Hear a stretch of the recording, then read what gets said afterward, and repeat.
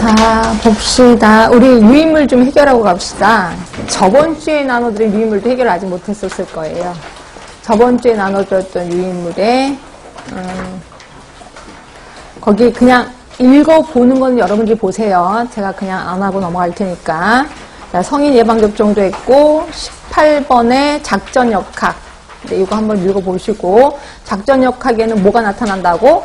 환원 쪽 오류가 발생이 된다. 이렇게 해서 하시면 되고 생태학적 연구에는 생태학적 오류가 발생된다. 얘기를 했고요. 그 다음에 이론역학이라고 해서 이거는 수리적 역학인데요. 하나의 법칙을 나타나게 하는 거예요. 그러니까 말 그대로 수학적 공식이 나와요. 그래서 거기에 어떤 숫자를 대입해서 몇 년 뒤에 유행하겠구나 라고 수학적인 공식을 만드는 게 이론역학이라고 보시면 될 것 같고, 그럼 이제 사회역학이라고도 있는데요. 사회역학은 그 사회적인 분포와 사회적 결정 요인에 대해서 연구하는 건데, 대표적인 게 그거죠. 무슨 직업을 갖고 있을 때 이런 질환이 많더라. 이런 것도 보고, 그 다음에 얼마만큼 못 살면 이런 병이 생기더라. 그래서 대부분 이제 돈 얘기도 좀 나와요. 그래서 보시면, 자, 2번에 노동과 고용 조건 이런 거, 그리고 세 번째 성별과 인종, 이런 것들도 보는 게 사회역학이구나. 그 다음에 제일 많이 하는 건 이제 소득 불평등이죠. 그래서 소득이 적은 사람들에게는 어떤 질병이 생기더라. 이런 것들에 대해서 하는 걸 우리 사회역학이라고 해요. 그래서 대부분 요새는 사회역학이 좀 뜨기도 합니다. 그래서 직업병, 이런 스트레스 받으면 이런 병이 생기더라. 이런 것들을 좀 하고 있기 때문에 그래서 한번 좀 훑어보시면 되고요. 그래서 사회역학의 접근법을 보시면 고위험 접근 전략에 대비되는 인구 집단 전략을 취하게 되는 거죠. 그래서 봤더니 사람들이 왜 특정한 위험 요인에 노출되는지, 스트레스가 많은 사람 이런 걸 골라내서 이제 하게 되면 스트레스가 이 정도면 암에 걸리더라 이런 걸 발견하게 되는 게 이제 사회역학이라고 보시면 되고요. 이거는 생애가정 관점을 위한다. 그러니까 특히 생애가정 중에서도 노인됨이 잘 걸리는 병이 있고 젊은 사람이 취업을 할 때도 걸리는 병 이런 것들이 다 발견이 되는 게 사회역학이라고 보시면 되고, 천천히 읽어보시면 되고, 이민자 연구 같은 경우는 그러니까 유전하고 환경 간의 관계를 본 거죠. 유전하고 환경 간에. 그래서 대부분 그룹이 세 그룹이라 그랬습니다. 그러니까 본국에서의 발생률, 그러니까 한국에서의 발생률, 위암 발생률, 그리고 외국, 미국으로 이민 간 1세대, 2세대 하고, 미국 사람. 그래서 보통 한 4그룹을 측정을 해요. 그래서, 유방암 발생률이 누가 높은지, 이런 것들을 좀 보고 있습니다. 이게 이제 이민자 연구라고 보시면 되고, 쌍둥이 연구 같은 경우는 특히 일란성 쌍생아를 좀 대상으로 좀 많이 하고 있습니다. 이란성도 하긴 하는데, 일란성이 훨씬 더 효과가 좋은 게, 일란성 쌍둥이를 이제 떨어뜨려놔. 환경을 다른 환경에 노출시키는 거죠. 그랬을 때 이제 둘 간에 어떤 차이점이 있을 거 아니에요. 이런 걸 보는 게 우리 쌍둥이 연구고요.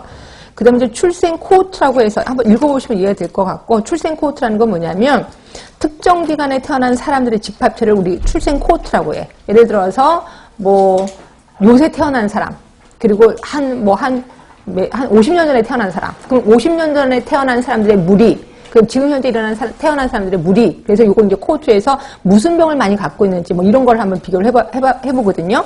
그럼 옛날에 태어난 사람들은 대부분 갖고 있는 병이 감염병 이런 걸 좀 호환, 마마, 이런 것들이 많이 걸리는 데 비해서 요즘 태어난 사람들 걸리는 병은 대부분 뭐가 걸릴까?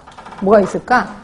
당뇨, 이런 것들이 많이 걸린다는 거죠. 예, 그렇게 해서 질병 코호트를 구분하기도 합니다. 이게 출생 코호트의 분석이라고 보시면 되고, 그래서 세 번째 줄에 보시면 있을 거예요. 최근 큰 증가를 보이고 있는 게 이제 비만, 당뇨, 대사증후군이다. 이렇게 보고 있다는 거죠. 자, 네모 박스 안에 이것도 간단하게 일단 들어가려고 빨리빨리 하셔야 됩니다. 자, 국가별 담배 소비량과 폐암과의 관계를 연구를 했어요. 무슨 연구? 여기서. 우리가 알고 있는 생태학 연구 같은데, 거기에 보기가 없으니까 답은 상관관계 연구로 보셔야 되겠죠. 자, 2번입니다. 수학적으로 예측 가능하고 이론적인 역학을 의미하는 거? 이론역학.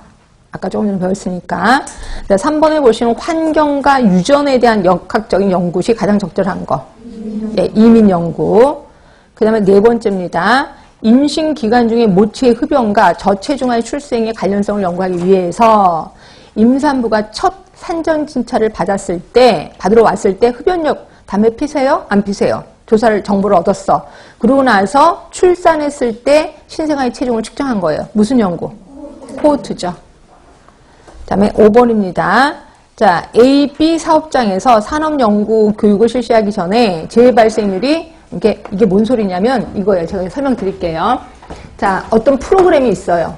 프로그램. 이 프로그램대로 하면은 무슨 건강이 뭐 질병이 예방된다 이런 프로그램인데 이거를 이제 그 환자를 대상으로 임상 실험을 해봤더니 효과가 좋은 거예요. 그래서 이 환자를 대상으로 프로그램 돌렸더니 요 질환이 예방되는 게 있어. 이 프로그램을. 그래서 이 프로그램을 집단에다 접목을 시켜야 되겠다. 그러면서 이제 A 사업장하고 B 사업장에다 접목을 시킨 거죠. 그래서 A 사업장의 프로그램을 접목시켰고 얘는 그대로 그냥 한 거예요. 그러고 나서 그 질병의 발생률을 본 거죠. 발생률을 봐서.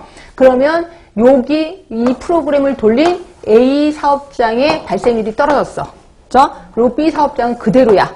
그러면 이 프로그램의 효과가 있다라고 보는 거죠. 이걸 우리는 작전역학이라고 하는 거야. 근데 작전역학은 그냥 돌리는 게 아니라 프로그램을 그냥 돌리는 게 아니라 이 중에서 프로그램 돌려서 몇 % 정도 떨어지면 성공했다고 하자라고 목표를 설정합니다. 목표 설정 없이 그냥 조금이라도 떨어져서 성공한 게 아니라 그래도 한 2% 정도는 떨어져야 성공한 거지라고 얘기를 하고 있습니다. 이걸 우리 작전역학이라고 보고 있습니다. 근데 이제 문제를 보면 희한하게 됐어요. 이게 이제 그 예방의학, 닥터리 쓰는 예방의학에 거기에 국가고시에서 나온 문제였는데요. 보시면 산업안전교육을 실시하기 전에 재발생률이 A 사업장에서는 18%, 그러니까 교육을 실시하기 전에 B 사업장이 24% 나왔다. 재발생률이. 그러니까 B 사업장이 훨씬 높게 나왔습니다. 그 후 A 사업장군만 산업안전교육을 실시를 했어요. B 사업장은 교육을 하지 않았어요. 그래서 재발생률 다시 확인해 봤더니 A 재발생률이 B군보다 낮게 나온 것을 알 수 있어. 이게 뭐야 이게. 되게 웃기지 않아요? 지금 A 사업장이 재발생이 낮은데 거기에만 또 안전교육 프로그램을 한 거예요. 그럼 또 당연히 더 낮게 나오지. 그치? 그러면 이게 무슨 역학이냐? 작전 역학이죠. 그러니까 문제를 이렇게 의사들이 내는 거라고 해서 잘 낼 거 같죠? 이렇게 문제 내자니까요. 턱없이. 그래서 하여튼 이거는 작전 역학이에요. 작전 역학은 작전을 짠다. 이렇게 생각하시면 될 것 같고. 그래서 답은 2번인 거고요. 자, 6번 보세요. 자, 지금 치명률을 구하랍니다. 치명률.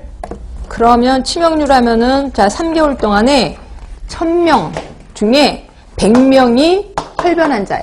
대병 혈변 환자. 그리고 5157에 감염된 환자가 25명. 그리고 이게